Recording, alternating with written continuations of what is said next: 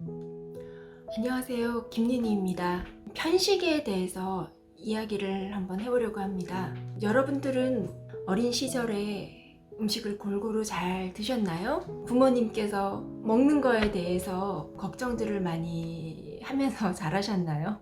저 같은 경우는 음식을 크게 가리지 않는다라고는 생각을 하는데 객관적으로 봤을 때 어떨지는 저도 잘 모르겠네요. 그렇다고 주변에서 편식을 하는구나 라고 이런 얘기를 들어본 적은 없는 것 같아요. 저희 아이가 7살 남자아이인데 생일이 12월생이다 보니까 다른 나이의 친구들보다 좀 발육이 늦나?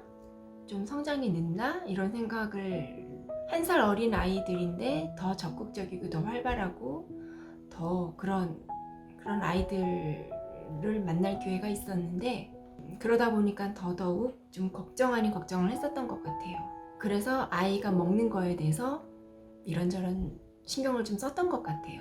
근데 뭔가 석연치가 않은 거예요. 아, 이건 아닌데 근본적인 게 뭘까? 이런 생각을 하다가 유튜브에 들어가서 정법 강의 편식을 쳤더니 관련된 본문을 해놓으신 게 있더라고요. 근데 그걸 듣고 사서 원인을 알게 된 거죠. 원인은 아니나 다를까 마찬가지로 엄마인 저에게 있고요. 저에게 있었어요. 일단 제가 이 시대에 살고 있는 한 사람으로서 부끄럽지만 사회에, 세상에 큰 보탬이 되지 못하는 삶을 살고 있어요. 그리고 그러다 보니까 사회의 폭이 좁고, 그리고 시야가 좁고, 그리고 인간관계가 넓지가 못해요.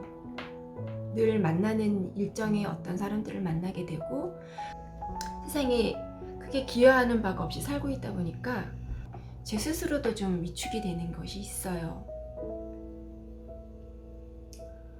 근데 편식에 관련된 법문을 들어보니까 아이가 편식할 수밖에 없는 삶을 살고 있기 때문에 편식을 하는 거다라고 말씀을 하시더라고요.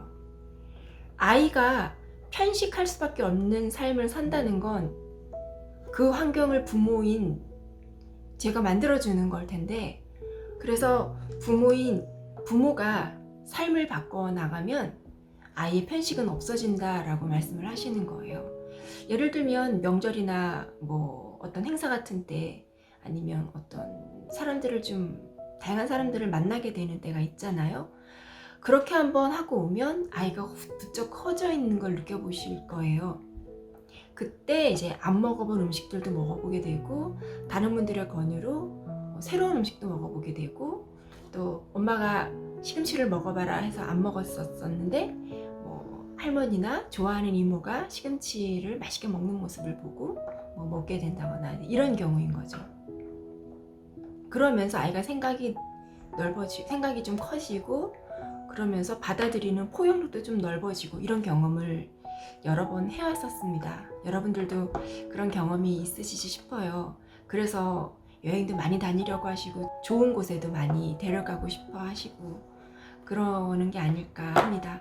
그래서 제가 지금 살고 있는 삶의 질량이 작았기 때문에, 이 가정에 있는 삶의 질량이 작았고, 그러다 보니까 아이도 뭔가 삶의 질량이 작았기 때문에 편식이 이루어졌던 게 아닌가, 이제 그런 결론에 도달했고요. 어떤 분이 스승님께 질문을 하셨어요.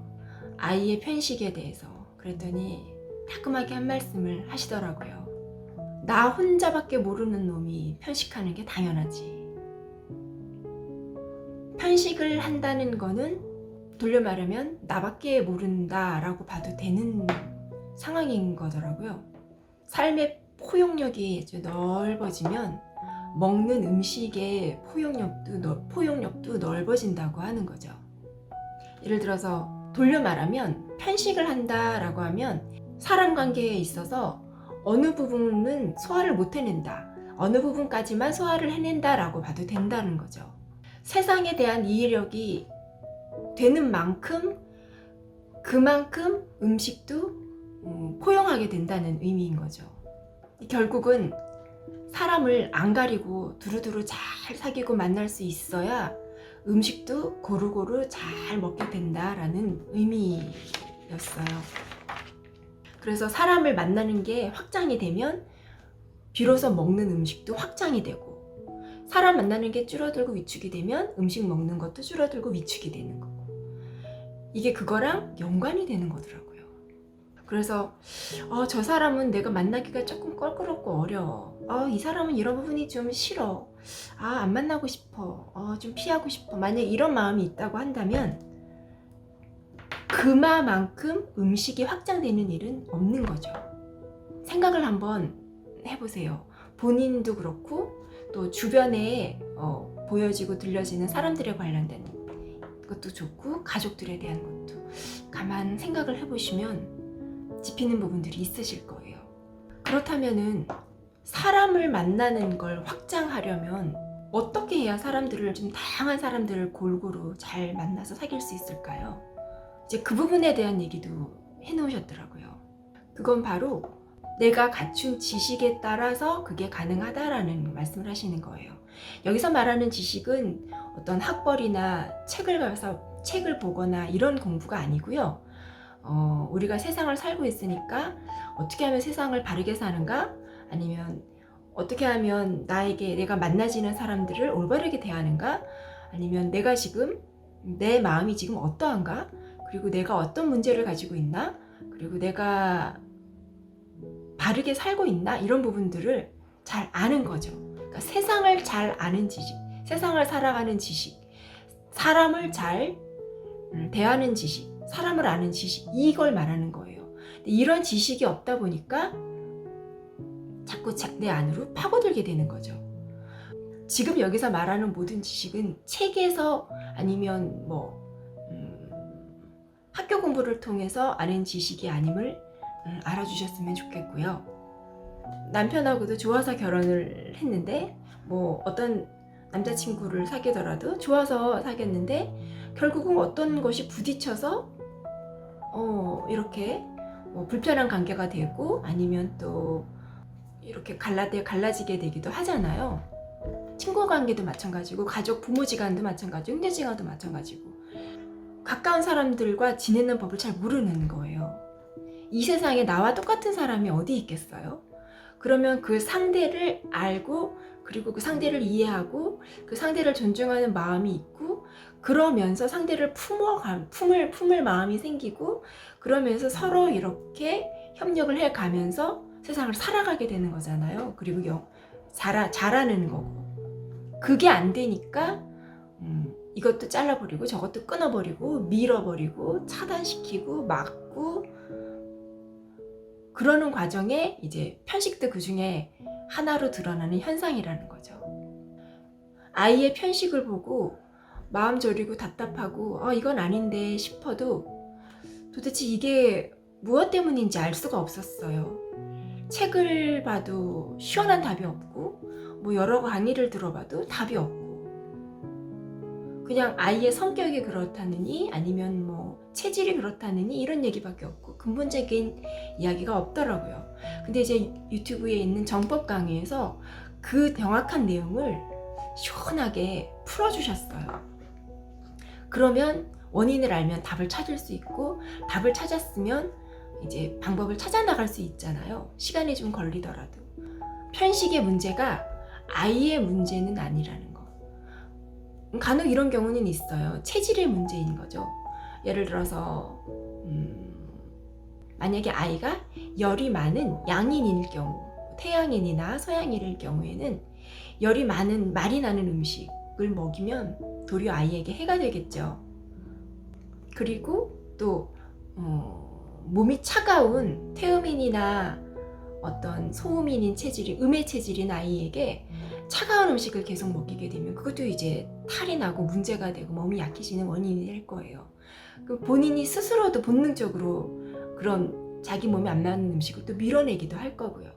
그래서 본능적으로 자기 몸에 필요한 음식을 찾아 먹기도 할 거고, 이런 것들이 있지만 또 다른 한편으로는 부모가 만들어주는 이 환경에 의해서 편식이 조성된다는 부분은 우리 어른들이 생각을 좀 깊이 해봐야 될 문제인 거죠. 저희 아들 같은 경우 편식을 생각을 해봤어요. 이 녀석이 왜 이렇게 편식을 하게 될까? 제가 아기를 임신을 하고 그리고 아이를 낳고 남양주에 정착을 하면서 사회생활이 거의 단절되다시피 했었어요. 이곳에는 아는 사람도 없고 그리고 또 주기적으로 만나는 친구들도 없고 그리고 뭐 가족들도 뭐 명절에 만나는 거고 남편하고 둘이서만 이렇게 산책을 나가도 뭐 굳이 또 누구를 사귈 생각은 없었고 그냥 혼자만의 세상을 살았어요. 근데 저 혼자면 또 괜찮은데 아이를 끌어안고 아이를 세상에 내놓지를 못했던 거죠. 아이가 7세이고 어린이집을 보내지 않았고 유치원부터 다니기 시작했으니까 한 5살 때까지 제가 얘를 데리고 있었던 거죠. 한 3년 정도를. 근데 그 와중에 제가 또 사회 사람들하고 어울리고 이렇게 많이 다니고 그렇게 했으면 문제가 또 좀 적었을 텐데 제가 또 그러지를 못했어요. 그런 부분들이 차곡차곡 쌓여서 아이 뇌에 자극도 좀 적게 갔을 것이고 제가 말이 많은 스타일이 아니에요. 그래서 아이랑도 얘기를 많이 나눠주고 쫑알쫑알 대야 됐을 텐데 그런 부분도 못했고 게다가 아이에게 한글도 제대로 잘 떼지 못한 아이에게 영어가 같이 들어갔어요. 그것도 영어를 대화가 하는 게 아니고 오디오로 듣는 거. 그러니까 최악의 상황을 제가 만들어 주었던 거예요, 아이에게. 이렇게 예전 일을 돌아보면 이게 꼭 아이를 내가 학대한 게 아닌가.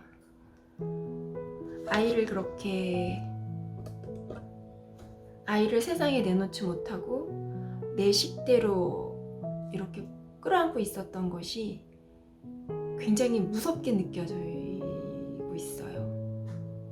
그리고 그런 게 아이 학대가 아닌가. 세상에 나왔으면 세상에 아이를 내놓고 세상과 어울릴 수 있게 내가 모범이 되어주고 세상과 연결의 끈을 계속 이어줘야 하는 게 엄마의 역할일 텐데 그런 걸 못했던 거죠. 그냥 옆에 엄마만 있으면 된다라고 생각을 한 거예요. 아이의 편식이 저로 인한 것이었고 그리고 아이의 편식이 엄마 나 힘들어. 나 세상에 나가고 싶은데 세상에 나가는 방법을 모르겠어. 그런 손짓으로 신호로 느껴진 거예요. 아이가 저에게 엄마 나 세상에 나가서 재미있게 살고 싶어. 근데 방법을 모르겠어. 엄마 나 친구들과 다 잘 지내고 싶어. 근데 친구들하고 잘 지내 법을 잘 모르겠어. 엄마 나 하고 싶은 게 많아. 근데 내가 그걸 어떻게 해야 될지 모르겠어. 이런 아이의 마음이 편식으로 드러나는구나.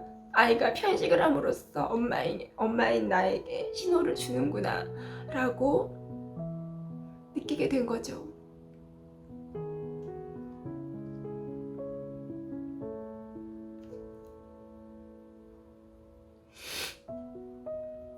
그래서 저는 결심을 합니다. 나도 사회에 뭔가 보탬이 되는 일을 해야겠구나.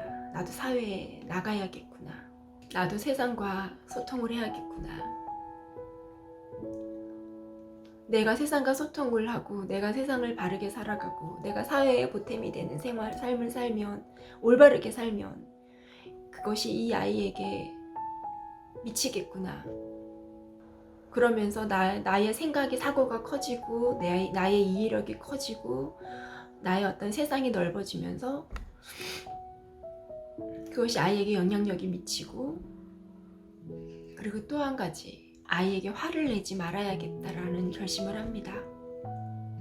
더 이상 제가 내는 화로 인해서 아이 영혼에 상처를 내면 안 되니까요. 엄마가 내는 화로 아이 영혼에 상처가 나면 안 되지 않습니까?